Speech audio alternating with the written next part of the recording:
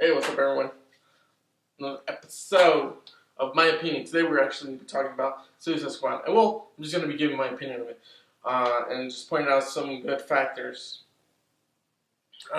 Here's the thing: the movie is put together very well. All the characters are introduced in such a manner that it doesn't feel rushed. It feels like bam, bam, here. I guess that feels kind of rushed. But they introduce them in such a way that you actually care about these characters, or more so or less for some.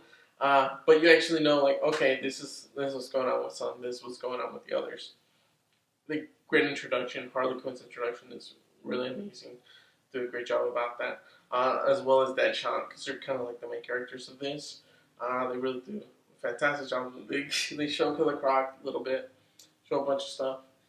But yeah, how they put these characters together is it's a lot of fun. How they interact with one another as well is something that you haven't, I guess, you haven't really seen, because these are bad guys. These are guys, these are the villains, and they have a different set of codes, set in place where they're kind of like, okay, they're, Suicide Squad, Argus, or whatever, and they're supposed to be working for Amanda Waller, but I mean, if they want, they can end up just killing everyone, because that's kind of like their deal, and you'll see that a lot through this movie, where it's kind of they question each other of like whether or not they should take certain actions or not, such as whether they should kill Rick Flag, fucking disarm that shit so they could go away, or just try to escape, kind of like what Captain Boomerang and Slipknot tried to do, which did not work out in their favor. Trust me. Well, not in Slipknot's favor anyway, because he ended up dying as he was taking off. His head just blew up, and I figured that was just going to be his character, because you didn't really get much of a backstory for him, as well as, in the intro and stuff like that. It was kind of obvious of what was going to actually happen with him, because in the Arkham and in the Suicide Squad animated movie, they kind of did something similar with this other type of character. I think he was like Russian. He's like, you don't believe me that shit's going to go off? Walk through that fucking door right there. Dude, I'm going. He's like, fucking big ass. He's like, fuck, I don't believe you. Everyone's just like, you know what? We're good. We're fucking good. Yeah.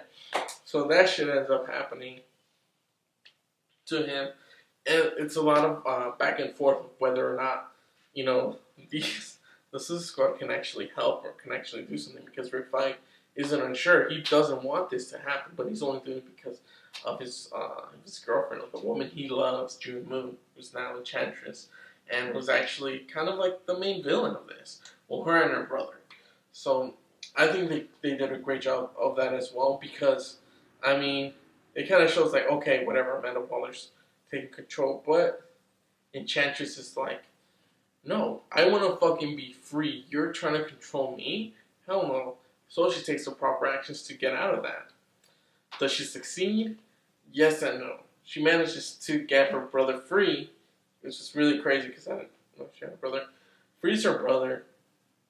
She manages to leave and take the heart, And it's kind of one of the, where her brother saves her, because Amanda was trying to kill her, saves her. I don't know how. It's kind of weird. Frees her from that kind of state. Anyways, shit goes down. They have to rescue someone. Very important. Do not kill this person. Turns out it's Amanda Waller. They get pissed the fuck out. Like, what the fuck? What is going on? Because they weren't told anything. They're fighting all these creatures. And they're saving Rick Flag, because they don't want him to die. Because if he dies, then they die. But there's the whole back and forth. There's so much emotion between these characters with one another. With Deadshot, Harley Quinn, and especially El Diablo, when they tell like their stories of what they're doing it. Basically, Deadshot doesn't want to be like a piece of shit to his daughter. He wants to do something that's like, you know what, she will be proud of this. So that's kind of why he starts doing it. And Harley Quinn, she thinks that, it's just the same scenes with the Joker, where it's like it's like they're madly in love, but then it's like he ends up like dying or something, because airplane crashes, or helicopter crashes. She falls down. he's like, no, and then you think he's dead, all that stuff. And so she thinks he's dead throughout this whole thing, and she's like, fuck it, whatever, I don't got anything better to do. And like for El Diablo and Crash, she just calls them pussies. That's it, like that's all she has to do. Like, what do you got better to do? Pussies. It's like, what the fuck? That's really cool. But yeah, I think David Ayer did a fantastic job with putting these characters together, and I cannot wait to see the next one. Trust me, it's action packed. There's humor in this, and I like that it sets itself apart from what people would want or something. Be like, oh hey, why don't you do a Marvel type deal? And I'm glad that they kind of stayed away from that. So I think they did a fantastic job with this. I definitely say it's a must watch. You need to see this in theaters. Also, never thought I would say this, but the 3D in this movie is actually really good. There's a lot of separation on the foreground and kind of making it, again, deaf, and there's a little bit of stuff flying out or whatever. But yeah, they do a really great job with this. It's a definitely must watch. All these characters are brought to life. It's wow. Oh, I love this movie. I love this movie. If you want to give it a fucking score or whatever, I don't see not like anyone influence me. For me, this was honestly probably like 10 out of 10 for me, or 9 out of 10.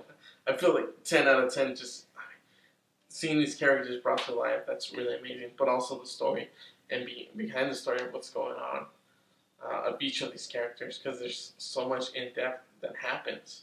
So many things, details that some people may miss, but when you know these characters and you see them, finally the big screen, it's just wow, it makes it all worthwhile.